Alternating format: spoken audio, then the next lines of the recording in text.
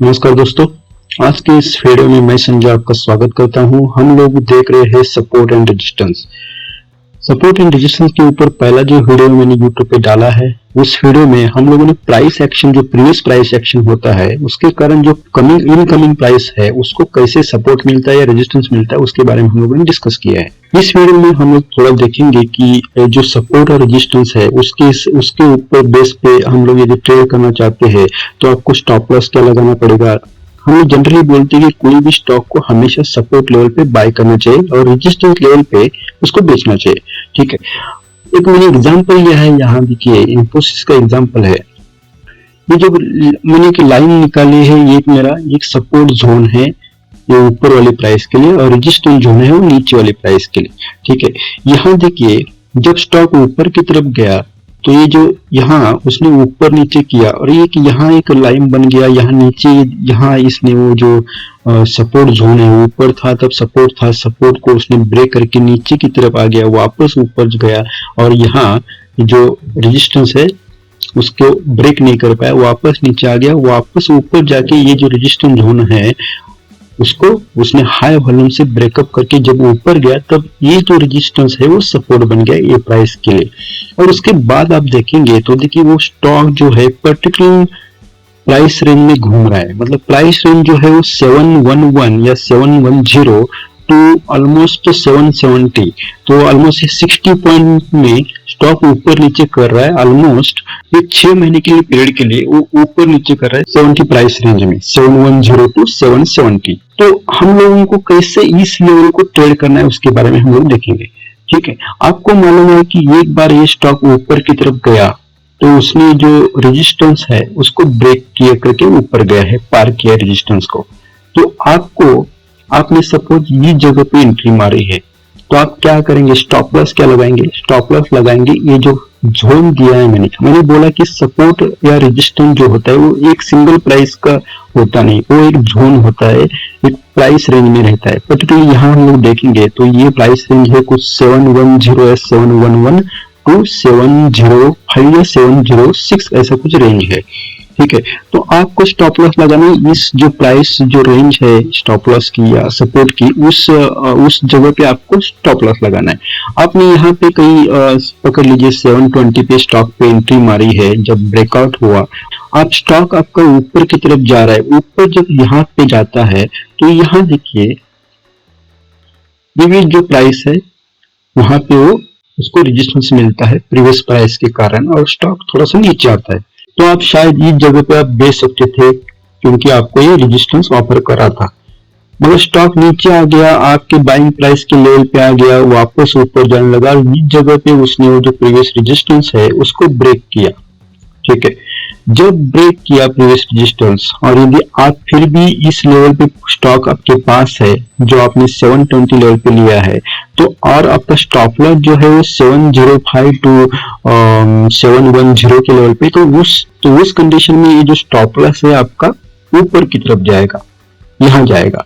कौन से लेवल पे? ये जो है, क्योंकि प्राइस ऑलरेडी ऊपर जा चुके हैं तो ये जो प्राइस रेंज है उसका सपोर्ट लेवल अभी अलग बन गया है।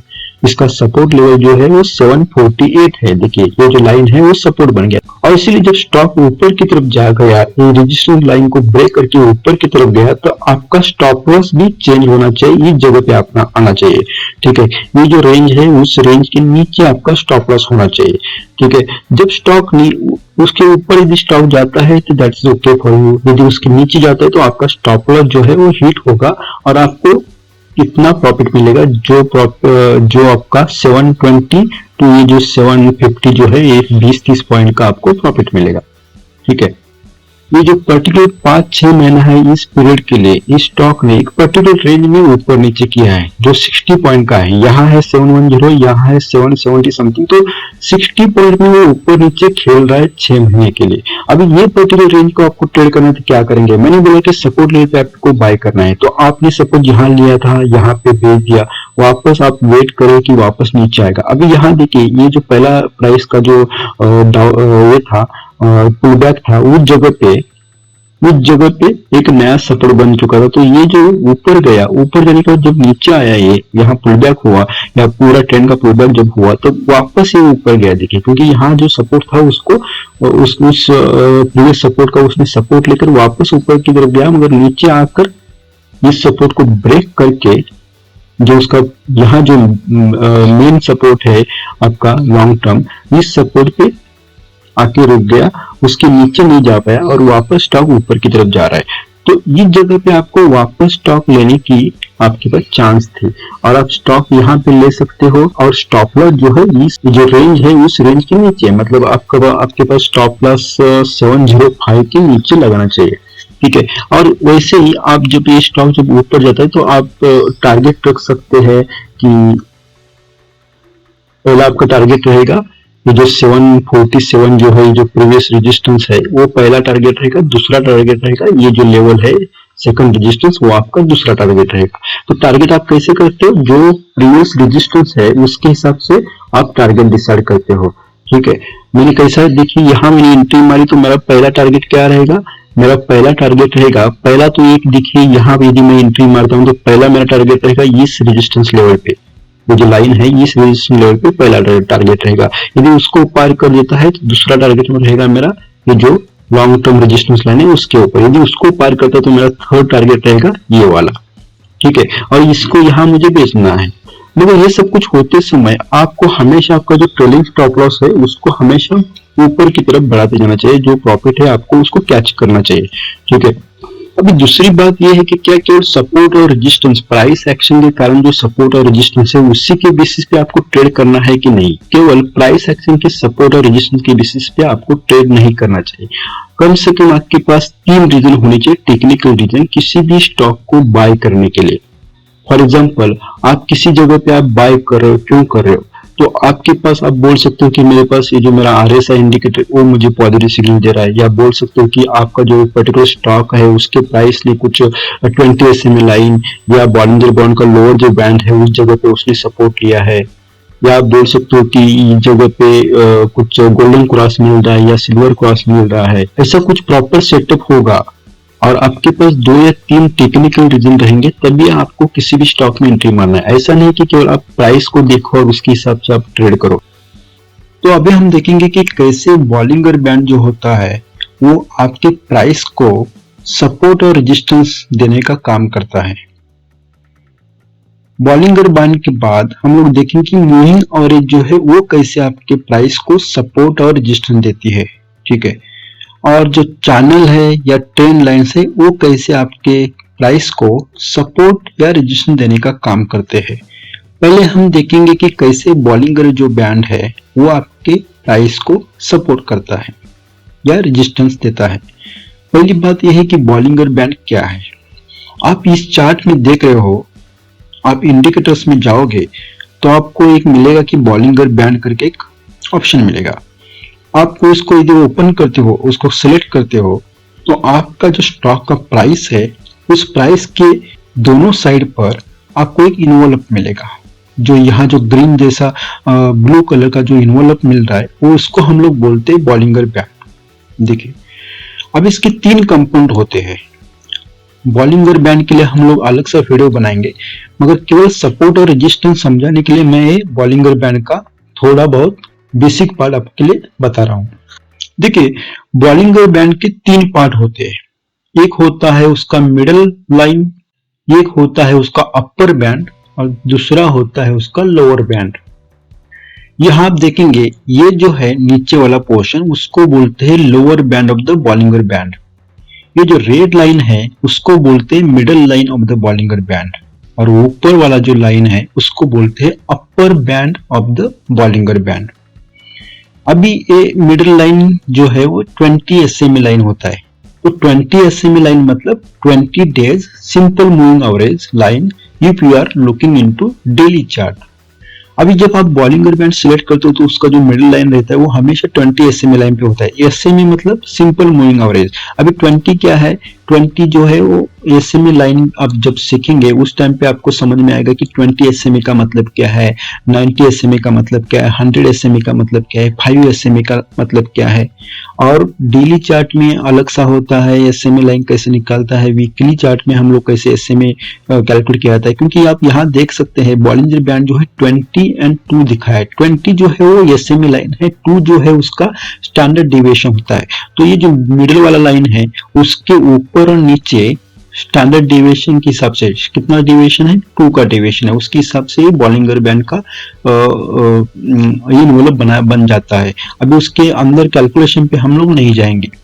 आपको इस चार्ट को देखने के बाद यही पता चलता है कि ये जो स्टॉक का प्राइस है हर जगह पे देखो उसी बैंड के अंदर ही घूम रहा है स्टॉक का प्राइस। कुछ जगह पे उस बॉलिंजर बैंड के बाहर आने की उसने कोशिश की मगर वो ज्यादा सक्सेसफुल नहीं होता। हम लोग इस पर्टिकुलर पोर्शन को लेंगे और डिस्कस करेंगे कि कैसे प्राइस एक्शन को या प्राइसेस को बॉलिंगर बैंड जो है वो सपोर्ट करता है या रेजिस्टेंस करता है। तो इस पोर्शन को हम लोग लेते हैं और उसके हिसाब से हम लोग एक्सप्लेन मैं करता हूं कि कैसे बॉलिंगर बैंड आपके प्राइस को सपोर्ट और रेजिस्टेंस देने का काम करता है।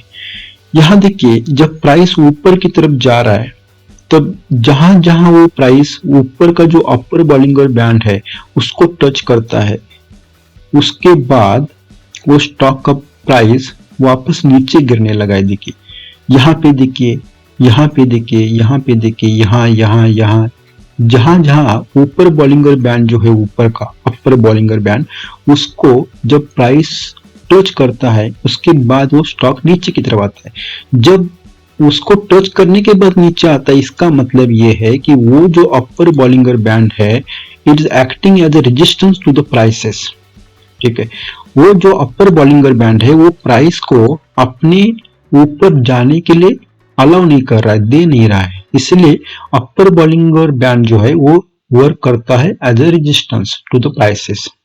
वैसे ही यहां देख सकते हो, यहां देखिए, यहाँ पे या यहाँ इस जगह पे या इसके बाद इस जगह पे थोड़ा बहुत और यहाँ पे और उसके बाद यहाँ इतना ज्यादा नहीं है। तो नीचे वाला जो बॉलिंगर बैंड मतलब स्टॉक का प्राइस जब नीचे वाले बॉलिंगर बैंड या जिसको हम लोग बोलते हैं लोअर बॉलिंगर बैंड उसको जब टच करता है उस टाइम पे प्राइस वापस ऊपर जाने लगता है। इसका मतलब लोअर जो बॉलिंगर बैंड है वो प्राइस को सपोर्ट देने का काम कर रहा है।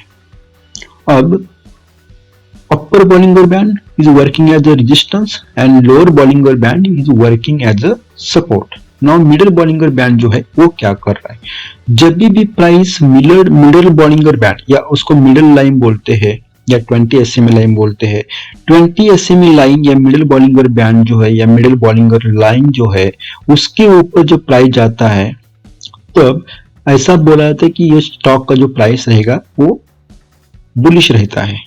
यहाँ देखिए जब प्राइस मिडिल बॉलिंगर बैंड के ऊपर जाएगा तब मिडिल बॉलिंगर बैंड या मिडिल लाइन जो है 20 SMA का वो उस प्राइस को सपोर्ट देने का काम करेगी।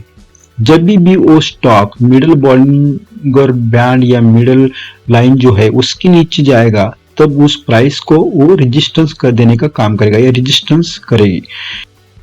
तो इतना ही है बॉलिंगर बैंड में। बॉलिंगर बैंड को आप अलग सा हम लोग पढ़ लेंगे मगर बॉलिंगर बैंड का केवल एक ही देखना है कि बॉलिंगर बैंड के जब अपर बैंड पे जाता है उस टाइम पे प्राइस जब अपर बैंड को टच करती है तब स्टॉक नीचे की तरफ जाता है और जब लोअर बैंड जो है उसको यदि प्राइस टच करता है तब स्टॉक ऊपर की तरफ जाने लगता है। जब बॉलिंगर बैंड के मिडिल लाइन जो है उसके नीचे जब स्टॉक रहेगा तब उस स्टॉक को जो मिडिल लाइन है या रेड लाइन यहाँ है 20 SMA का वो उसको रेजिस्टेंस देगी और जब स्टॉक मिडिल लाइन के ऊपर की तरफ रहेगा तब ये 20 SMA लाइन उसको सपोर्ट देने का काम करेंगे। तो Bollinger band work as a support and resistance to the price action. इतना ही है इसमें।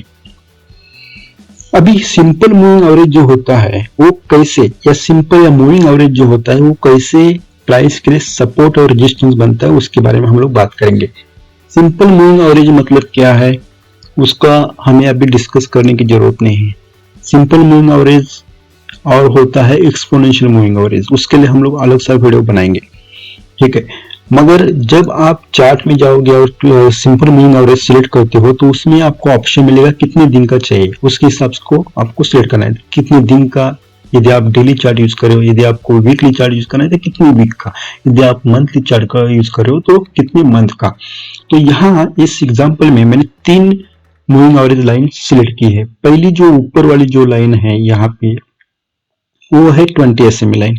उसके बाद यहाँ जो मिडिल वाली लाइन जो है वो है 50 SMA लाइन। मैं डेली चार्ट यूज कर रहा हूँ यहाँ देखिए, इसीलिए ये 50 डे SMA लाइन है। और नीचे वाली जो लाइन है वो है 70 SMA लाइन। ठीक है, तो मैंने यहाँ, और ये जो SMA लाइन यहाँ देख सकते हैं, देखिए ये मेरा जो कर्सर घूम रहा है यहाँ देखिए, पहला मूविंग एवरेज लाइन कौन सा है, 20 SMA का है, दूसरा जो है वो 50 का है, और तीसरा जो है 70 का है। तो हम लोग मैं आपको एक्सप्लेन करने की कोशिश करूंगा कि यहाँ इस पर्टिकुलर चार्ट में 20 SMA लाइन कहाँ कहाँ आपको सपोर्ट या रेजिस्टेंस दे रही है, 70 SMA लाइन कैसे सपोर्ट और रेजिस्टेंस का काम करती है, या support in this particular example केवल सपोर्ट दे रहे हो, और 50 SMA लाइन कैसे सपोर्ट या रेजिस्टेंस दे रहे हो, उसके बारे में हम लोग बात करेंगे। पहले लेंगे हम लोग 20 SMA लाइन। मैंने यहाँ देखिए आरो देखा है, यहाँ पे इस पर्टिकुलर जोन में देखिए 20 SMA लाइन जो है, प्राइस हमेशा इस जगह पे आया, 20 SMA लाइन को टच किया, ऊपर गया, बाद में नीचे आया, 20 SMA को लाइन को टच किया, वापस ऊपर गया, यहाँ इसने ब्रेक किया, यहाँ ब्रेक करने के बाद नीचे की तरफ गया। ठीक है, तो ये जो पर्टिकुलर जोन है उस जगह पे 20 SMA लाइन ने प्राइस को सपोर्ट दिया है, उसको नीचे गिरने से बचा लिया है। मगर यहाँ पे वो ब्रेक हो गया, 20 SMA लाइन को ब्रेक करके नीचे जब आया, तब ये जो नेक्स्ट जो लाइन है वो 50 की SMA लाइन है, उसको वहां पे उसको सपोर्ट मिला और वापस स्टॉक ऊपर की तरफ गया। तो यहाँ एक 20 SMA लाइन ने सपोर्ट दिया है, उसके बाद जब ऊपर गया तब यहाँ वापस उसने 20 SMA लाइन ने उसको प्राइस को सपोर्ट दिया, ऊपर गया, यहाँ पे 20 SMA लाइन ने ब्रेक किया, प्राइस ने 20 SMA लाइन का जो सपोर्ट है उसको ब्रेक करने के बाद वापस नीचे जब आया तो उसने 50 का SMA लाइन का सपोर्ट लिया, वापस स्टॉक ऊपर जब जा रहा था उस टाइम पे 20 SMA लाइन ने रजिस्ट किया, प्राइस को ऊपर जाने नहीं दिया, वापस स्टॉक नीचे आ गया और 50 के लाइन पे उसको सपोर्ट मिला। उसके बाद उसने 20 SMA लाइन का रेजिस्टेंस है वो ब्रेक करके ऊपर गया, और यहाँ उसने 20 और 50 का SMA लाइन को ब्रेक किया, और यहाँ देखिए ब्रेक किया, मगर नेक्स्ट कैंडल जो है ऊपर वापस क्लोज होके वापस यहाँ थोड़ा सा ऊपर नीचे किया, और यहाँ नीचे जब स्टॉक आया बड़ी कैंडल बनी दिखी और 70 SMA लाइन पे उसने सपोर्ट लिया। तो ये जो है यहाँ पे 70 SMA का सपोर्ट पहली बार मिला है इधर ये पर्टिकुलर जोन में। यहाँ भी है मगर ये तो हम लोग कंसिडर ज्यादा नहीं कर रहे क्योंकि यहाँ ज्यादा नॉइज दिख रहा है मुझे। तो यहाँ जो है 70 SMA लाइन ने सपोर्ट पहली बार दिया, उसके बाद स्टॉक ऊपर की तरफ गया 50 और 20 SMA लाइन के ऊपर। और ये जो जोन है यहाँ देखिए पर्टिकुलर जोन में कंप्लीटली 20 SMA लाइन प्राइस को सपोर्ट दे रहे। यहाँ उसमें 20 SMA लाइन ने जब सपोर्ट ब्रेक किया 20 SMA लाइन का प्राइस ने, तब ये जगह पे 50 SMA लाइन ने वापस सपोर्ट दिया, प्राइस ऊपर जाने की कोशिश की, थोड़ा सा 20 SMA लाइन के ऊपर गया भी, मगर नेक्स्ट क्लोजर जो है 20 SMA लाइन के क्लोज नीचे हो गया और वापस क्लोज हो गया नीचे 50 SMA लाइन के, और उसको सपोर्ट लिया 70 SMA लाइन का। तो यहाँ एक 70 SMA लाइन ने उसको सपोर्ट दिया है। तो अभी आपको 20 चूज करना है, 50 करना है, 70 चूज करना है, वो आपको देखना है। बहुत अलग अलग चार्ट लेके कौन सा स्टॉक, हर कोई स्टॉक का बिहेवियर अलग रहता है। तो हर कोई ऐसा नहीं कि 50 SMA लाइन हर किसी स्टॉक के प्राइस मूवमेंट को सपोर्ट करेगी या रेजिस्टेंस करेगी, ऐसा नहीं होता। तो हर कोई, बट मोस्टली क्या होता है कि 20 SMA लाइन बॉलिंगर बैंड का मिडिल लाइन होता है, और उसको कंसिडर किया जाता है कि कोई भी स्टॉक का मिडिल में आपको 20 SMA लाइन मिलेगा। तो 20 SMA लाइन हमेशा चार्ट में होना चाहिए आपके, ठीक है। आप जब स्टडी कर रहे हो तो जनरली कोई भी स्टॉक रहेगा उसको 20 SMA line, generally most of the places 20 SMA line, यदि स्टॉक अप ट्रेंड में है तो 20 SMA लाइन के ऊपर ही जनरली स्टॉक रहेगा, अप ट्रेंड में रहेगा। तो डाउन ट्रेंड में रहेगा तो 20 SMA लाइन के नीचे ही जनरली स्टॉक रहता है, और 20 SMA लाइन उस टाइम पे डाउन ट्रेंड के स्टॉक में उसको रेजिस्टेंस का काम करती है।